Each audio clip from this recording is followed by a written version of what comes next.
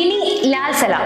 സഖാക്കളെ, സുഹൃത്തുക്കളെ, കേരളം കടക്കിണിയിലേക്ക് കോപ്പുകുത്തുന്ന കാഴ്ച കണ്ട് ഞെട്ടിത്തെറിച്ച് നിൽക്കുകയാണോ നിങ്ങൾ? പണ്ട് നമ്മളൊരു മുദ്രാവാക്യം കേട്ടിരുന്നു, LDF വരും, എല്ലാം ശരിയാകും. അന്ന് ആ വാക്കുകളിൽ പ്രതീക്ഷയുടെ ഒരു തിളക്കമുണ്ടായിരുന്നു. എന്നാൽ ഇന്ന് അതേ വാക്കുകൾ തിരിഞ്ഞു നോക്കുമ്പോൾ നെഞ്ചിൽ ഒരു കൊള്ളിയാനാണ് മിന്നുന്നത്. കാരണം LDF വന്നിട്ട് എല്ലാം ശരിയായെന്നോ മുടിഞ്ഞെന്നോ നമുക്ക് ഉറപ്പില്ല. പക്ഷെ ഒരു കാര്യം ഉറപ്പാണ്, കടം കയറി നമ്മൾ മുടിഞ്ഞു. ഇപ്പോഴിതാ പടിയിറങ്ങുന്നതിന് മുമ്പ് ഒന്നുകൂടി മുടിപ്പിക്കാൻ 2000 കോടിയുടെ പുതിയൊരു കടം കൂടി വരികയാണ്. എന്നാൽ ഇതുകൊണ്ടൊക്കെ ഈ പിണറായി സർക്കാർ ഉദ്ദേശിക്കുന്നത്?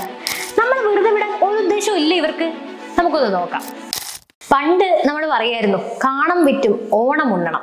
സ്വന്തമായി എന്തെങ്കിലുമൊക്കെ ഉണ്ടെങ്കിൽ അത് വിറ്റാണെങ്കിലും ഓണം ആഘോഷിക്കണം. അതൊരു ജനതയുടെ ആത്മാഭിമാനമായിരുന്നു. സ്വന്തം സന്തോഷത്തിന് വേണ്ടി ചെറിയ ത്യാഗങ്ങളൊക്കെ സഹിക്കാൻ തയ്യാറുള്ളവരുടെ മനസാന്നിധ്യമായിരുന്നു അത്. എന്നാൽ ഇന്ന് നമ്മുടെ ഭരണാധികാരികൾ ആ പഴഞ്ചൊല്ലിനെ പുതിയ രീതിയിൽ വ്യാഖ്യാനിക്കുകയാണ്. ജനങ്ങളുടെ കാണം വിറ്റ് ഭരണകൂടം ഓണം ഉണ്ണണം. അതെ, നമ്മുടെ കേരള സർക്കാർ ഈ ഓണം ഗംഭീരമാക്കാൻ, പൊടി പൊടിക്കാൻ വീണ്ടും കടത്തിന്റെ ആഴങ്ങളിലേക്ക് കൂപ്പുകുത്തുകയാണ്, അല്ലെങ്കിൽ ഊളിയിടാൻ തീരുമാനിച്ചിരിക്കുകയാണ്. ഈ ഓണക്കാലത്ത് 2000 കോടി രൂപയുടെ പുതിയ കടം ഇതൊരു ഒറ്റപ്പെട്ട സംഭവമല്ല, ഇതൊരു ക്രൂരതയുടെ തുടർച്ചയാണ്. കടം വാങ്ങി ശമ്പളം, കടം വാങ്ങി പെൻഷൻ, കടം വാങ്ങി ഓണത്തിന് കിറ്റ്, കടം വാങ്ങി ഭത്ത, എന്നിട്ട് ആ കടം വീട്ടാൻ പുതിയ കടം, ഒരു വായ്പ എടുത്ത് മറ്റൊരു വായ്പ തിരിച്ചടയ്ക്കുന്ന സാമ്പത്തിക ശാസ്ത്രം. ഇത് കേവലം സാമ്പത്തിക ശാസ്ത്രമല്ല, മറിച്ച് തലമുറകളെ കടക്കെണിയിലാക്കുന്ന പിണറായിയൻ സാമ്പത്തിക ശാസ്ത്രമാണ്. ഇതൊരു പുതിയ രാഷ്ട്രീയ തന്ത്രമാണെന്നും നമുക്ക് പറയാം. ഇവർ കടപ്പത്രം പുറത്തിറക്കുമ്പോൾ ഒരു ഔദ്യോഗിക കാരണം പറയും, വികസന പ്രവർത്തനങ്ങളുടെ ധനശേഖരണാർത്ഥം. എത്ര മനോഹരമായ വാക്കാണല്ലേ വികസനം. ഈ വാക്ക് കേൾക്കുമ്പോൾ നമ്മുടെ മനസ്സിലേക്ക് വരുന്നത് നല്ല റോഡുകളും മികച്ച ആശുപത്രികളും തൊഴിൽ നൽകുന്ന വ്യവസായങ്ങളും ഒക്കെയാണ്. എന്നാൽ നമ്മുടെ സർക്കാരിന്റെ വികസന നിഘണ്ടുവിൽ ഈ വാക്കുകൾക്കൊക്കെ പുതിയ അർത്ഥങ്ങളാണുള്ളത്. വരാനിരിക്കുന്ന തദ്ദേശ തിരഞ്ഞെടുപ്പാണ് ഒരു വികസനം, സർക്കാരിന്റെ അവസാന ഓണമാണ് മറ്റൊരു വികസനം. ഈ വികസന ലക്ഷ്യങ്ങൾ പൂർത്തിയാക്കാനാണ് 2000 കോടി രൂപയുടെ പുതിയ കടം. നമ്മുടെ മുഖ്യമന്ത്രി പിണറായി വിജയൻ എല്ലാത്തിലും ഒരു പ്രത്യേകതരം വികസനം കാണുന്ന ഒരു മനുഷ്യനാണ്. അദ്ദേഹത്തിന്റെ വികസന കാഴ്ചപ്പാട് കേരളയിലും വൻകിട പദ്ധതികളും ആർഭാടങ്ങളും ക്യാമറകളും വലിയ വലിയ വണ്ടികളും വിദേശ യാത്രകളും ഒക്കെയായി നീളുന്ന ഒന്നാണ്.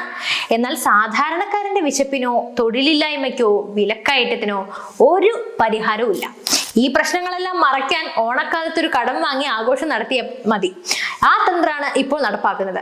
ഇതിനെയാണ് നമ്മൾ ധനകാര്യ അരാജകത്വം എന്ന് പറയുന്നത്. ഭാവിയിൽ സംഭവിക്കാൻ പോകുന്ന സാമ്പത്തിക ദുരന്തങ്ങളെ കുറിച്ച് യാതൊരു ചിന്തയുമില്ലാതെ വോട്ട് ബാങ്ക് രാഷ്ട്രീയം മാത്രം ലക്ഷ്യമിട്ട് മുന്നോട്ട് പോകുന്നു. കടം വാങ്ങാൻ കേന്ദ്രം സമ്മതിക്കുന്നില്ലെന്ന് പറഞ്ഞ് നമ്മുടെ ധനമന്ത്രി ഡൽഹിയിലേക്ക് യാത്ര പോകുന്നതും നമ്മൾ കണ്ടതാണ്. കേന്ദ്രം ഞങ്ങളെ ശ്വാസം മുട്ടിക്കുന്നു എന്നും അവകാശപ്പെട്ട പണം തരുന്നില്ല എന്നും പറഞ്ഞ് പരാതികളുടെ ഒരു നീണ്ട പട്ടികയുമായിട്ടാണ് അദ്ദേഹം പോയത്.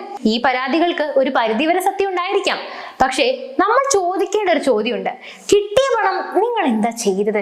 നികുതിയായി പിരിച്ചെടുക്കുന്ന ആയിരക്കണക്കിന് കോടികൾ എവിടേക്കാ പോകുന്നേ? വരുമാനം കുറവാണെങ്കിൽ ചെലവ് ചുരുക്കുകയല്ലേ വേണ്ടത്? അനാവശ്യ ധൂർത്തുകൾ ഒഴിവാക്കുക, പുതിയ വരുമാന മാർഗങ്ങൾ കണ്ടെത്തുക, ഇതല്ലേ സാമാന്യ യുക്തി. എന്നാൽ നമ്മുടെ സർക്കാരിന്റെ തന്ത്രം മറ്റൊന്നാണ്. വരുമാനം കൂട്ടാൻ മദ്യത്തിനും ലോട്ടറിക്കും പെട്രോളിനും കൂടുതൽ ഭാരം അടിച്ചേൽപ്പിക്കും. എന്നിട്ട് ആ പണം കൊണ്ട് ആഘോഷങ്ങളും ആർഭാടങ്ങളും നടത്തും. പോരാതെ വരുമ്പോൾ കടം വാങ്ങും. എന്നിട്ട് അതിന്റെ കുറ്റം മറ്റുള്ളവരുടെ തലയിൽ കെട്ടിവെക്കും. ഈ ലളിതമായ തന്ത്രം നമ്മുടെ മുഖ്യമന്ത്രിയും കൂട്ടരും വളരെ ഭംഗിയായി നടപ്പിലാക്കുന്നുണ്ട്. അപ്പോ സർക്കാർ ഒരു ന്യായീകരണം പറയും, നമ്മുടെ കടം ആഭ്യന്തര ഉൽപാദനത്തിന്റെ അഥവാ GSDP അനുപാതത്തിൽ കുറഞ്ഞു വരികയാണെന്ന്. ഇതൊരു തരം സംഖ്യാജാലമാണ്. 40 അടി വെള്ളത്തിൽ മുങ്ങി താഴുകയായിരുന്ന ഒരാൾ ഇപ്പോൾ 35 അടി വെള്ളത്തിലാണുള്ളത്. അതുകൊണ്ട് പേടിക്കേണ്ടതില്ലെന്ന് പറയുന്നത് പോലെയാണിത്. ഇയാൾ എപ്പോഴും മുങ്ങിത്താഴുകയാണ് എന്നതാണ് സത്യം എന്ന് പറയുന്നത്. നമ്മുടെ പൊതുകടം 4.5 ലക്ഷം കോടി രൂപ കവിഞ്ഞിരിക്കുന്നു. അതായത് കേരളത്തിൽ ജീവിക്കുന്ന ഓരോ വ്യക്തിയും ലക്ഷങ്ങളുടെ കടക്കാരാണ്. നിങ്ങൾ അറിഞ്ഞോ ഇതൊക്കെ? നമ്മൾ ജനിച്ചപ്പോൾ മുതൽ ഈ കടം നമ്മുടെ തലയിലുണ്ട്. ഓരോ വർഷവും പലിശ ഇനത്തിൽ മാത്രം നമ്മൾ അടച്ചു തീർക്കുന്നത് ആയിരക്കണക്കിന് കോടികളാണ്. സർക്കാർ പറയുന്ന മറ്റൊരു വിചിത്രമായ വാദമുണ്ട്. അതായത് മുൻ സർക്കാരുകളെ കുറിച്ചാണ്. UDF സർക്കാരിന്റെ കാലത്താണ് കടത്തിന്റെ വളർച്ചാ നിരക്ക് ഏറ്റവും കൂടുതൽ ഉണ്ടായിരുന്നത് എന്നൊക്കെയാണ് ഇവർ പറയുന്നത്. ഞങ്ങൾ അവരെക്കാൾ ഭേദമാണെന്ന്. മുമ്പ് ഭരിച്ചവർ മോശമായിരുന്നു എന്നത് ഇപ്പോൾ ഭരിക്കുന്നവരുടെ കെടുകാര്യസ്ഥതയ്ക്ക് ന്യായീകരണമാവോ? മുമ്പ് ഭരിച്ചവർ മോശമായിരുന്നു എന്നത് ഇവരല്ലേ പറയുന്നത്. ഇപ്പോൾ ഭരിക്കുന്നവരുടെ കെടുകാര്യസ്ഥതയൊക്കെ ഈ കേരളം മുഴുവൻ കണ്ടതാ. പിന്നെ അതും പറഞ്ഞുകൊണ്ട് ഇതിനെ ന്യായീകരിക്കാൻ പറ്റുമോ? കഴിഞ്ഞ ഡ്രൈവർ മോശമായി വണ്ടി ഓടിച്ചത് കൊണ്ട് ഞാനിപ്പോൾ ചെറിയ അപകടങ്ങളൊക്കെ വരുത്തുന്നുള്ളൂ, ചത്തിട്ട് കണ്ടിട്ടില്ല എന്ന് പറയുന്നത് പോലെയാണ് ഇപ്പോൾ ഇത് കേൾക്കുമ്പോൾ നമുക്ക് തോന്നുന്നത്. ജനങ്ങൾ നിങ്ങളെ തിരഞ്ഞെടുത്തത് മുൻപുള്ളവരെക്കാൾ മികച്ച ഭരണം കാഴ്ചവെക്കാനാണ് എന്നുകൂടി ഓർമ്മിപ്പിക്കുകയാണ്. ഇവിടെയാണ് യഥാർത്ഥ കേരളം ജീവിക്കുന്നത്. കടം വാങ്ങി ഓണം ആഘോഷിക്കാൻ സർക്കാർ കോപ്പ് കൂട്ടുന്നു. നിങ്ങളൊരു സാധാരണക്കാരൻ, ഈ ഓണത്തിന് ഒരു സദ്യ ഒരുക്കാൻ നിങ്ങൾ മാർക്കറ്റിലേക്ക് പോകുന്നു. അവിടെ തീ പിടിച്ച വിലയാണ് എല്ലാത്തിനും. പച്ചക്കറിക്ക് തൊട്ടാപ്പുള്ളും, അരിയുടെയും പലവ്യഞ്ജനങ്ങളുടെയും കാര്യം പറയേ വേണ്ട, എണ്ണയുടെ കാര്യം പിന്നെ ചിന്തിക്കുകയേ വേണ്ട, വെളിച്ചെണ്ണയുടെ കാര്യം അറിയാലോ. ഇങ്ങനെ വില ഇങ്ങനെ റോക്കറ്റ് പോലെ കുതിക്കുകയാണ്. മാസങ്ങളായി ക്ഷേമ പെൻഷൻ കിട്ടാതെ, ഓണത്തിനൊരു പുത്തനെടുപ്പ് വാങ്ങാനോ ഒരു നേരത്തെ സദ്യക്ക് വക കണ്ടെത്താനോ കഴിയാതെ കണ്ണീരോടെ കാത്തിരിക്കുന്ന അമ്മമാര് ഇഷ്ടം പോലെ ഉണ്ട് നമ്മുടെ നാട്ടിൽ. അവരുടെ അക്കൗണ്ടിലേക്ക് എത്തേണ്ട പണമൊക്കെ എവിടെയാണ് കുടുങ്ങിക്കിടക്കുന്നത്? പ്രിയപ്പെട്ടവരെ, ഇവിടെ സർക്കാർ വിൽക്കുന്നത് അവരുടെ സ്വന്തം കാണമല്ല, മറിച്ച് നമ്മുടെയൊക്കെ ഭാവിയാണ്. നമ്മുടെ മക്കൾ ജീവിക്കേണ്ട, വളരേണ്ട നാടിന്റെ ഭാവിയാണ് ഈ കടക്കെണിയിലൂടെ പണയപ്പെടുത്തുന്നത്. ഈ 2000 കോടിയുടെ പലിശയും മുതലും അടച്ചു തീർക്കേണ്ടത് നമ്മളും നമ്മുടെ വരും തലമുറയുമാണ്. നമ്മുടെ നികുതി പണത്തിൽ നിന്നാണ് ഈ ദൂരത്തിന്റെ എല്ലാം കണക്കുകൾ തീർക്കേണ്ടത്. ഈ ഓണക്കാലത്ത് അപ്പൊ നമ്മളെ ഒന്ന് ആത്മപരിശോധന നടത്തണം. സർക്കാരിന്റെ ഈ കടം വാങ്ങിയുള്ള ഓണാഘോഷം ആർക്ക് വേണ്ടിയാണെന്ന്. ജനങ്ങളുടെ അടിസ്ഥാന പ്രശ്നങ്ങൾക്ക് പരിഹാരം കാണാതെ, അവരുടെ ജീവിതഭാരം ലഘൂകരിക്കാതെ നടത്തുന്ന ഈ കോപ്രായങ്ങൾക്ക് നമ്മൾ കൈയടിക്കണം. അവർ ആഘോഷിക്കട്ടെ, പക്ഷേ നമ്മൾ മറക്കരുത്, ഈ ആഘോഷങ്ങളുടെ എല്ലാം ഭാരം പേറേണ്ടത് നമ്മളാണ്.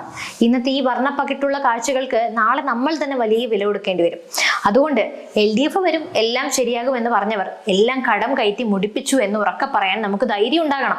അല്ലെങ്കിൽ വിൽക്കാൻ ഒരു തുണ്ട് കാണാൻ പോലും ഇല്ലാത്തൊരു ജനതയായി നമ്മൾ മാറും. കടം മാത്രം ബാക്കിയുള്ള ഒരു നാടിന് നിസ്സഹായരായ ഉടമകളായി നമ്മൾ മാറും. ചിന്തിക്കുക, പ്രതികരിക്കുക. നന്ദി.